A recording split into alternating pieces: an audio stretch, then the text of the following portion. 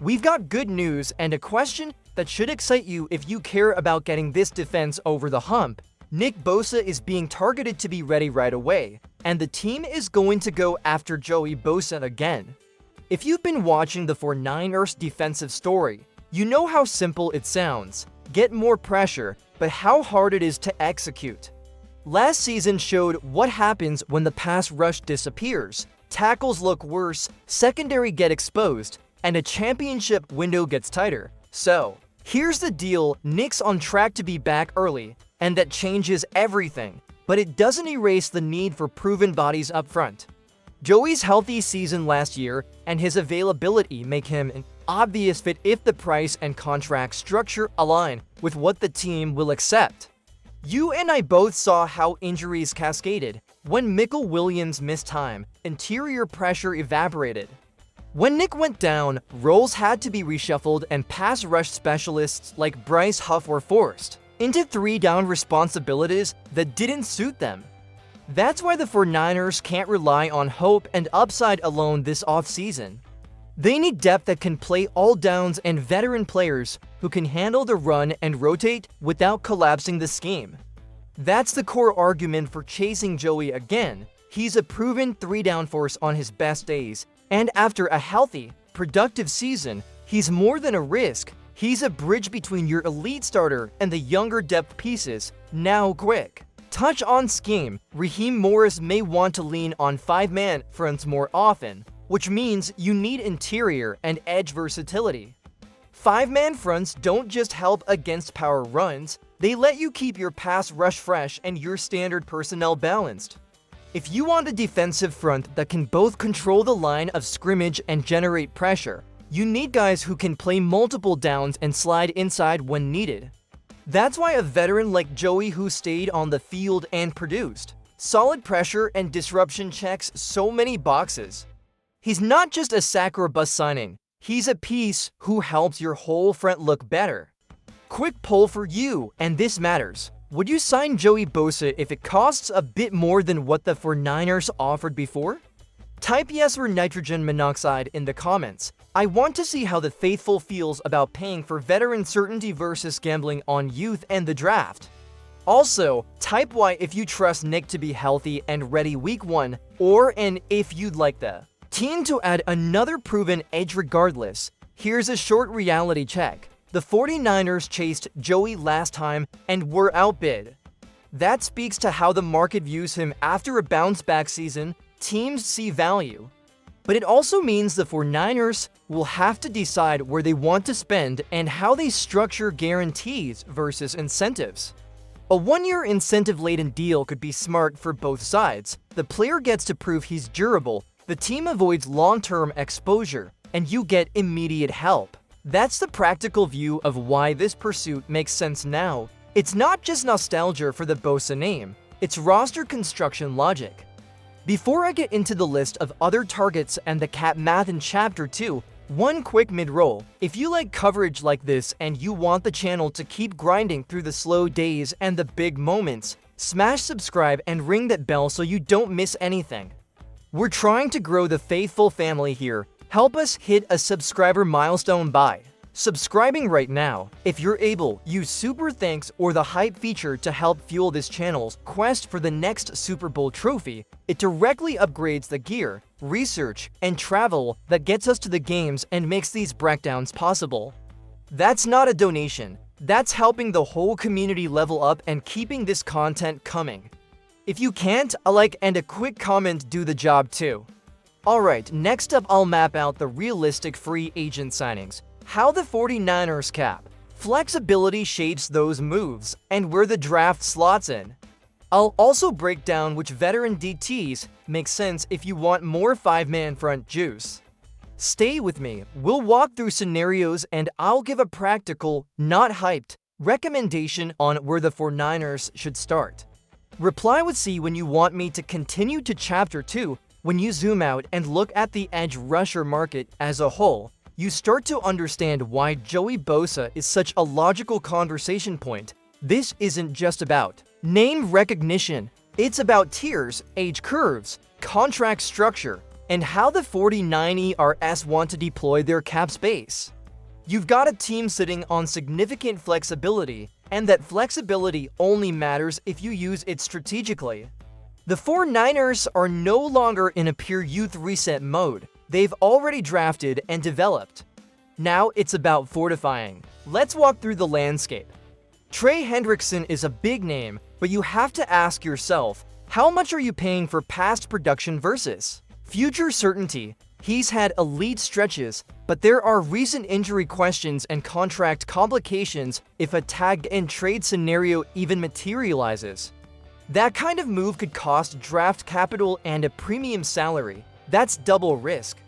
If you're the 49ers, are you really going to commit that kind of capital when you still need to reinforce multiple positions? Then you've got older veterans on the market, guys like Khalil Mack types in that age bracket, and you're weighing whether you want to invest in someone closer to 35 versus someone just on the wrong side of 30. That's where Joey stands out. He's not 25 anymore, but he just showed he can stay available. 15 games plus postseason reps matter. Availability is value. And when you combine that with strong pressure numbers and disruptive plays like forced fumbles, you're not talking about a washed player. You're talking about someone who can still tilt a game. He's in the right role. Here's the key. The 49ers don't need Joey Bosa to be Defensive Player of the Year. They need him to stabilize the room. They need someone who allows Bryce Huff to stay in a specialized role.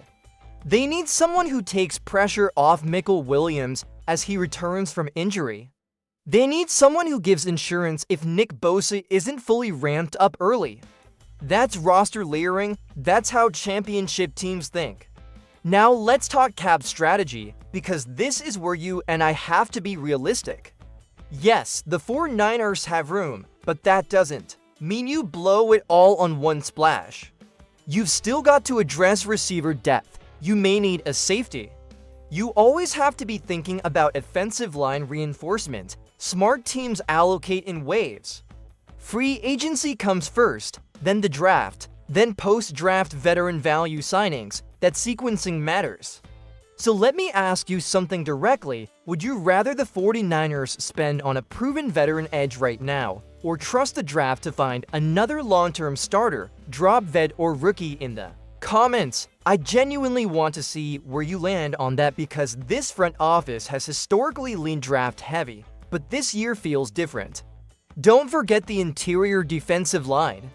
When this defense was healthy, the run stopping was strong. When injuries hit, everything crumbled. That's where adding a veteran defensive tackle makes sense. You don't need a superstar. You need a durable, assignment-sound body who lets your younger tackles rotate instead of overextending. If the 49ers want to increase five-man front usage, interior depth becomes even more important.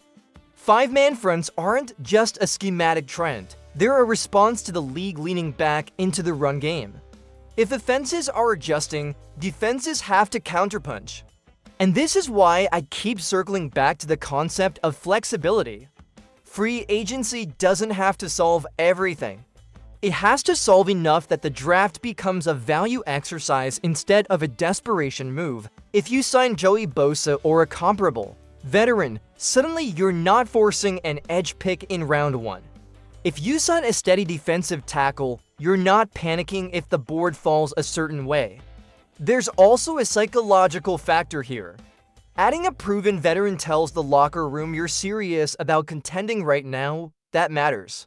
Players notice when management supplements talent versus expecting internal development to solve every gap. Now let's briefly touch on the alternative path, the blockbuster trade scenario, because every offseason, someone floats the idea of going all in for a star under contract. That's exciting, it's headline material. But it's also expensive. Multiple first-round picks plus a player? That's mortgage the future territory. And unless you're convinced that move makes you overwhelming favorites, you have to hesitate. Sustainable contention requires balance. So if the market for top-tier names gets inflated, and it probably will, that's when disciplined teams pivot. That's when you sign the right veteran at the right price. That's when incentive-heavy deals become powerful tools. You protect the downside, maximize the upside, and keep flexibility intact. Quick reminder, if you're enjoying this kind of deeper roster building breakdown instead of just surface level takes, make sure you're subscribed and have notifications turned on. We're building something here with the faithful, and the closer we get to that 2,000 subscriber milestone, the more momentum this channel carries. Your subscription genuinely moves the needle. Alright, in the final chapter, we're going to connect everything, the trade talk, the big picture philosophy, and what this means emotionally for this fanbase right now. We'll also talk about why this moment feels different compared to last offseason and what the smart first move should be. Stay with me, now let's bring this all together, because this is where emotion meets logic.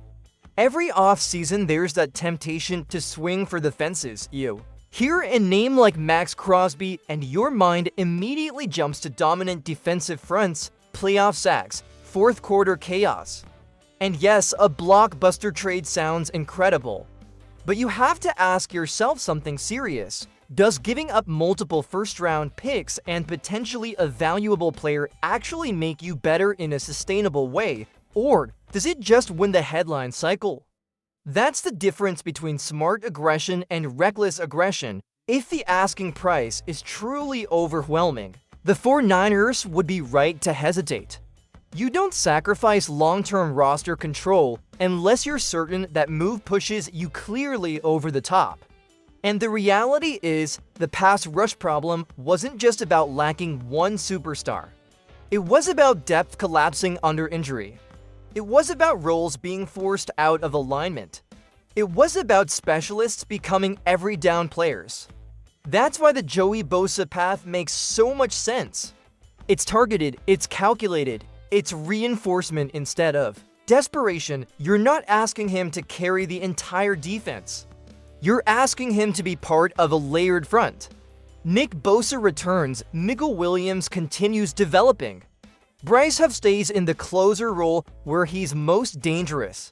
Add one steady veteran defensive tackle inside, and suddenly that five-man front concept becomes real instead of theoretical. And this is where you come in. If you had to choose right now, what's the first move you make? Sign a veteran edge like Joey at interior, defensive line depth, or push chips in for a trade? Type edge, DT, or trade in the comments. I want to see where you stand because this offseason is about priorities. There's also something bigger happening here. This doesn't feel like last year. Last year felt like transition. Youth movement, evaluation. This year feels like recalibration. It feels like a team that understands the window is still open but can't afford to rely purely on hope. That's a subtle but important shift, and I want to take a second to talk directly to you, the faithful. We just hit a major milestone together. That play button, that wasn't about ego, that was about community.